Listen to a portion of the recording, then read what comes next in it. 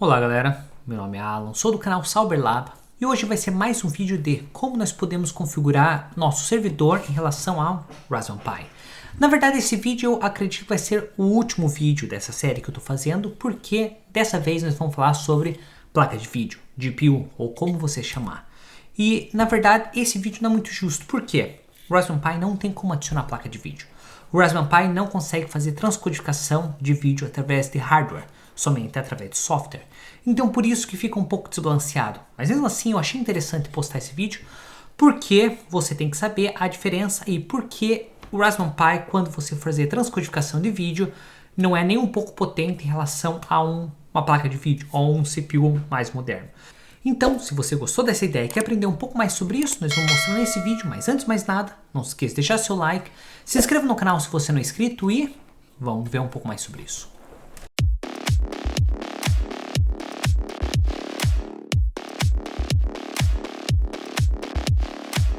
Antes de a gente começar esse vídeo, vale a pena lembrar para você, se por acaso você não vai fazer nenhuma transcodificação de vídeo, ou se você não tem nenhum dispositivo na qual vai precisar de uma placa de vídeo para fazer os processamentos, como análise de dados ou algumas coisas muito específicas, não há necessidade de olhar para uma placa de vídeo, você pode ter sua configuração normal.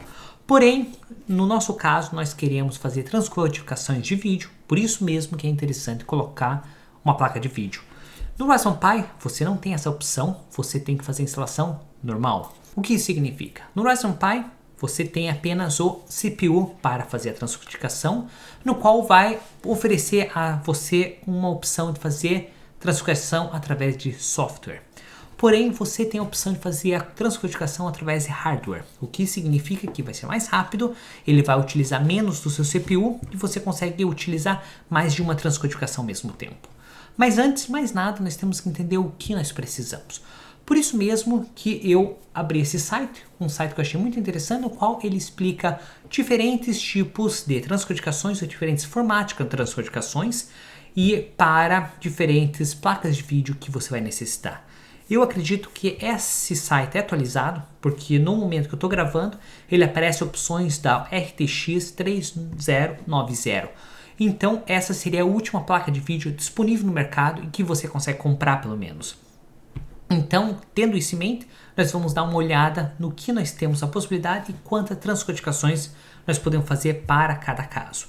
Então, primeira coisa, nós vamos abrir essa tela e aqui ele fala especificamente para o Plex. Porém, esse mesmo poder de transcodificação vai ser aplicado para o Emby, vai ser aplicado para o Jellyfin e, lógico, Plex. Primeira coisa, aqui tem várias opções de transcodificações que você pode fazer. Então, normalmente nós vamos utilizar 1080p para um outro formato, mas sempre você tem essa opção de 4K para 1080p. Então, vamos supor que eu quero transformar de Full HD para 720. Então, dependendo da placa de vídeo que eu estiver utilizando, eu posso ter uma quantidade de transcodificações. Aqui ele vai ser um pouco mais detalhado qual que é o limite de sessões e qual que é a banda. As placas mais antigas ele tem menos poder de transcodificações. O que isso significa? Que eu posso fazer transcodificações simultâneas para 8 usuários, que é muito mais do que se por acaso você só tiver o seu CPU. Mas vamos supor que eu queira fazer transcodificação de 4K para Full HD. Então vamos selecionar isso. Desse jeito, todo o gráfico for mais para baixo e você tem menos opções. Então, se a gente estiver usando a 950, só tem a opção de utilizar duas transcodificações simultâneas. Porém, se a gente estiver utilizando algumas placas mais específicas, nós temos como fazer a transcodificação de 13 ou a transcodificação de 11.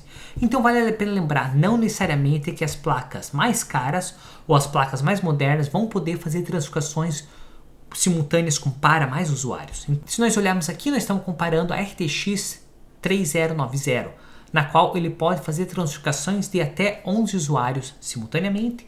E se a gente vir aqui, a Titânio RTX pode fazer 13. Se eu vir aqui, a 4 RTX 5000 pode fazer 11, pode fazer 13 usuários também. E assim por diante. Mas vamos dar uma olhada aqui. Dependendo da família que a tua placa é configurada, você tem o limite de sessões e também o suporte que ela vai ter. Algumas placas não vão ter o suporte para o H265 e outras placas vai ter o suporte para H65. Normalmente esse Maxwell, que é uma versão mais antiga, ele é um pouco mais limitado comparado ao Pascal. Então, se você olhar uma placa 1050, você tem maior possibilidade de transcodificações em relação a uma 980. Porém, essa 980 tem a maior velocidade. Porém, ele não consegue fazer transcodificações específicas. Isso porque o formato ou a família que ele foi feita não proporciona isso. Já o Raspberry Pi não tem essa opção. Você não consegue fazer transcodificações praticamente de nada. Se a gente tentar fazer qualquer tipo de transcodificação utilizando o Raspberry Pi, ele não vai funcionar, a não ser que você esteja fazendo transcodificação muito fraca e mesmo assim somente a transmissão direta para vídeo. Porém, para outros tipos de aplicações, tais como sistema de arquivos e outras coisas, o Raspberry Pi vai funcionar exatamente do mesmo jeito que outros computadores e com um preço muito mais baixo na questão de consumo. Outra coisa que vale a pena lembrar é que dependendo da placa de vídeo que você estiver utilizando, o consumo de energia vai ser diferente. Normalmente as GTX ele vai consumir mais energia que as 4, porque a GTX foi feita especificamente para jogo, que também serve para fazer transcodificação de vídeo, de imagem e fazer essa questão de cálculos. Porém, se a gente for nessas 4P400, 4P600, elas são mais específicas para transcodificações, para processamento, não tanto para jogo. Se a gente olhar aqui na tela, nós podemos ver que eu estou comparando a GTX 1050 Ti e a 4000, as duas de 4 GB. A velocidade de banda da 4 é bem menor que a velocidade de banda da 1050 Ti, porém a quantidade de transcodificações seria exatamente as mesmas. Então significa que uma placa mais fraca ou com menos banda, ele consegue fazer a mesma quantidade de transcodificações e às vezes até mais eficiente com menos consumo de energia. Outra coisa que vale a pena lembrar é a quantidade de VRAM que vai ser necessária para fazer essas transcodificações. O que significa? Se por acaso a gente estiver usando o Maxwell, nós vamos necessitar de pelo menos 102 MB de capacidade da nossa placa de vídeo para fazer transcodificações de 720 para ST. Se a gente for para a Full HD, diferentes tamanhos, ele vai usar mais. Se por acaso a gente quiser fazer transcodificações resoluções 4K, já Maxwell não tem essa opção.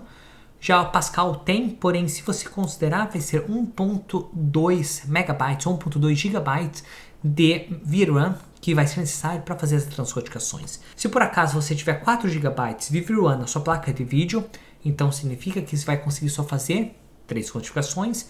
Talvez a quarta vai dar conta, mas por isso mesmo que eles colocam que vai ser bem limitado. Outra coisa que vale a pena lembrar é que independentemente do sistema que você estiver utilizando, tanto Linux, Windows ou qualquer outro sistema, você tem que ter os softwares instalados de modo correto, caso contrário ele não vai processar. Se você estiver usando Linux, você tem que instalar o software da placa de vídeo para o Linux e depois vai ter que configurar o teu aplicativo para reconhecer essa placa. Caso contrário, você vai ter essa placa, mas ele não vai reconhecer e não vai rodar de modo eficiente. Então galera, espero que vocês tenham gostado desse vídeo. Nesse vídeo eu tentei mostrar o básico do porquê você gostaria de ter uma placa de vídeo e qual que são os seus limitantes ou o que você deve pensar na hora de escolher essa placa de vídeo. Como eu falei, no caso do Raspberry Pi, você não tem absolutamente nada dessas opções em relação a um servidor. E esse servidor vai ter mais poder, porém vai consumir mais energia. Por isso mesmo que vale a pena lembrar e considerar qual que é o tipo de placa de vídeo que eu vou necessitar em relação a quantos usuários irão utilizar. Não adianta eu colocar uma placa de vídeo muito potente e eu não vou utilizar todos esses usuários. Desse jeito eu vou estar utilizando energia desnecessária. Então, se vocês gostaram desse vídeo e acharam interessante, não se esqueça de deixar seu like, considere se inscrever no canal se você não é inscrito e te vejo na próxima. Tchau!